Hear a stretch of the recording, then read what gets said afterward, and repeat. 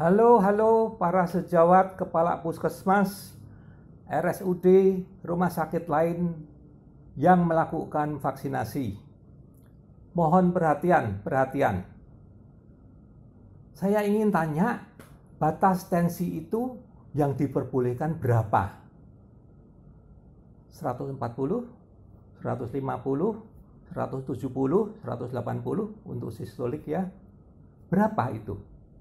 Ada kenalan yang ditolak karena tensinya 150. Yang satu lagi tensinya 160 dan boleh vaksinasi. Yang satu lagi 170 dan boleh. Jadi yang benar yang mana? Kenapa tadi yang 150 ditolak? Tolong ini dijawab dulu. Saya tahu ada beberapa pedoman. Dulu IDI pernah mengeluarkan pedoman, kalau nggak salah tensi ditetapkan 140/80 kalau nggak salah ya. Lalu dirubah lagi. Kemudian ada pedoman dari Persatuan Ahli Penyakit Dalam (PAPDI). Di situ disebutkan batas adalah 180/110. Itu tinggi sekali dan hampir semua bisa. Katakanlah itu hanya 1% dari seluruh orang yang datang untuk vaksinasi. Jadi mana yang akan dipakai?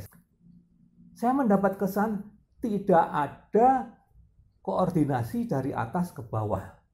Setiap puskesmas, setiap RSUD punya kebijakan sendiri-sendiri.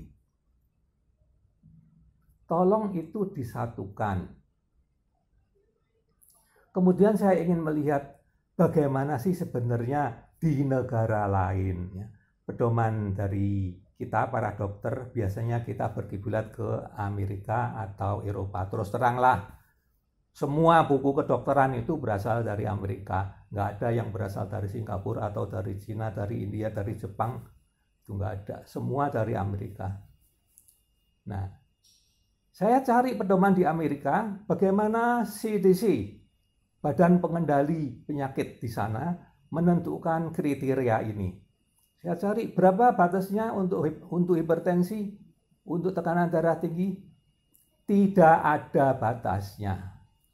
Wonten, nggak ada. Yang ditulis apa? Yang ditulis makin berat suatu penyakit, orangnya makin bahaya untuk terkena COVID dan mati, itu diprioritaskan. Jadi tidak ada angka di sana. Diabetes bagaimana? Angkanya berapa? Terkontrol atau tidak? Yang tertulis di situ, semakin tidak terkontrol, harus semakin cepat divaksinasi.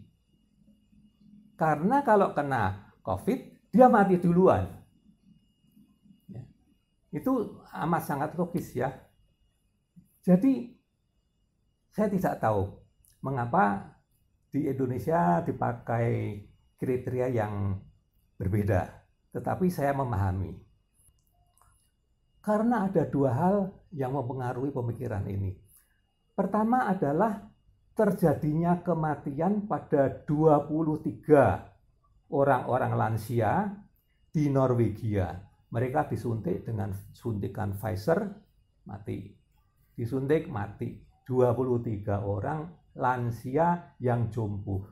Semuanya berumur 80 ke atas, semuanya jompo, semuanya disuntik oleh vaksin Pfizer, bukan vaksin Sinovac. Jadi, orang yang di sini, jadi kita ini sudah ketakutan dulu, jangan-jangan nanti Sinovac juga terjadi demikian, ya. Maka dibikinlah di peraturan yang sangat ketat itu tadi.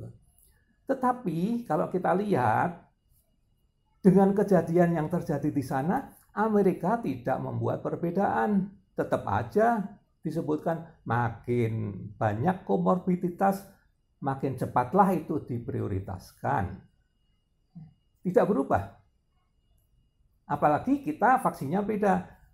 Kita tahu bahwa Sinovac jauh lebih aman dibanding vaksin Pfizer ataupun Moderna. Jauh lebih aman. Ya. Karena itu sebenarnya tidak perlu terlalu dikhawatirkan. Itu satu masalah tadi itu. Bikinlah sedikit kelonggaran lah. Ya. Yang kedua adalah masalah mereka-mereka yang anti vaksin. Yang ditakutkan oleh pemerintah adalah jangan-jangan nanti disuntik orangnya matinya karena memang sudah tua, ya. Yang disalahkan vaksinnya, tuh divaksin mati, ya. Itu masalah yang kedua, masalah politik menurut saya, ya. Tetapi seharusnya ini tidak perlu terlalu dikhawatirkan. Juga kita mestinya melihat data dari lebih dari 1 juta orang yang sudah divaksinasi sekarang ini. Bagaimana efeknya?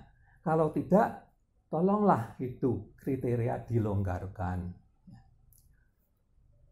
Demikian pesan saya, tolong sebarkan ini supaya sampai kepada telinga Bapak Menteri Budi dan juga Bapak Kepala Satgas, Pak Doni, supaya hal-hal yang di bawah ini diperhatikan, supaya kita lebih lancar lagi vaksinasinya.